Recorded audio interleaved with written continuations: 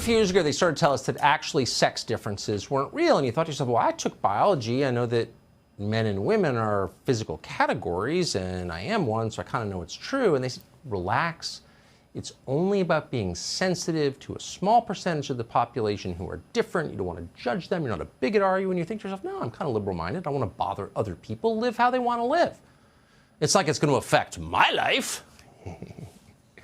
Oh, but it is going to affect your life. In fact, it's going to reorder society completely. Here's the latest example of it. At the University of Pennsylvania, a biological man has decided to say that he's a woman, he's a swimmer, and he's destroyed the women's swimming records. Of course, because he's a man, actually.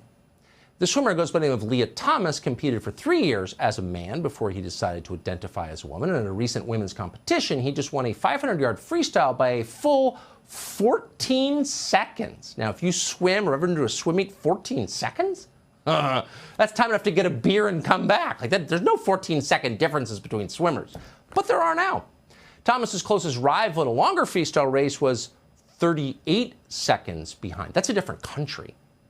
So one person who actually did predict this at great personal cost, she's really hated for saying it, but she was right, is Kara Dansky, the author of The Abolition of Sex, the president of the U.S. chapter of the Women's Human Rights Campaign, longtime card-carrying member of the American left, but a very brave person. Kara Dansky joins us tonight.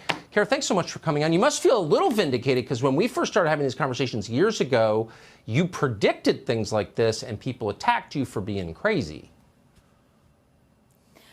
Thank you so much for having me. And yes, I mean, a lot of us saw this coming down the pike. There's a woman named Beth Stelzer who founded an organization called Save Women's Sports several years ago. She's going to be speaking with your colleague, Laura Ingraham, later tonight. Many of us saw this coming, and it's just very important that we all understand that situations like what we're seeing in Pennsylvania at the University of Pennsylvania are not anomalous. This is happening all over the country, as I know you know. Well, it's just amazing that people put up with it. I mean, if you've been a swimmer or had kids who swim, 38 seconds doesn't happen in competitive swimming. I mean, that's a different sport. So this has totally upended a sport that we've had for, over 100 years in this country. Where are all the parents, the coaches, the swimmers? Like, why isn't anybody saying anything?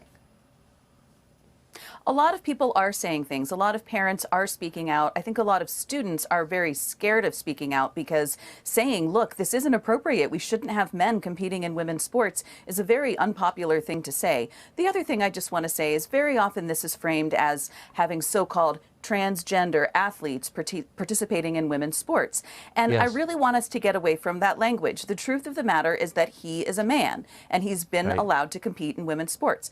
Part of the problem is that a lot of this is happening because of a series of orders that the Biden administration issued over the course of the first 6 months of the administration, impacting Title IX, among other federal administrative laws. And it essentially says that throughout federal administrative law, the word sex has to be redefined to include the words gender identity. And that is a disaster for women and girls, including the women who are on the UPenn women's swimming team. Yeah, well, it just eliminates women and girls as a meaningful category, like they don't exist anymore. So how can you undo this? I mean, let's be honest, you covered this stuff. I'm from Washington. Like you change something like that, no one ever changes it back, right? Well, so there is currently a lawsuit pending that was filed by 20 states, and I'm proud to say that the U.S. chapter of the Women's Human Rights Campaign submitted a brief in that case arguing that redefining sex to include the nebulous, nonsensical concept of gender identity also constitutes sex discrimination. And so I'm very happy to be involved in that lawsuit. But I also just want to note that what I unpack in the book shows that this goes far beyond sports. So we're seeing, for example, and we've talked about this before too, states like California, Washington, and other states across the country are allowing convicted male rapists and murderers to be housed in women's prisons on the basis of their so-called gender identity. We're seeing the total invasion of women's spaces, prisons, bathrooms, locker rooms, changing rooms, and sports by men on the basis of their so-called female gender identity. And what I really want everyone to understand is that words like gender identity don't have any meaning. They really don't. I mean, they're defined variously, inconsistently, and vaguely in ways that don't make any sense. Every single human being is either a male person or a female person. Everything else is a lie. Man, if you ever have an hour, I'd love to sit down and just hear what your life has been like since you started saying obvious truths like that on television. I think you paid a big cost, and would love to hear about it at some point. Anyway, in the meantime, thank you. Well, if I could just make one plea. Yes. Can I make one plea to your viewers? Okay, so I have one plea to make, which is this. As Tucker knows, I'm a registered Democrat, as he said in my introduction. I have made common cause with many Republicans who are fighting back against so-called gender identity ideology.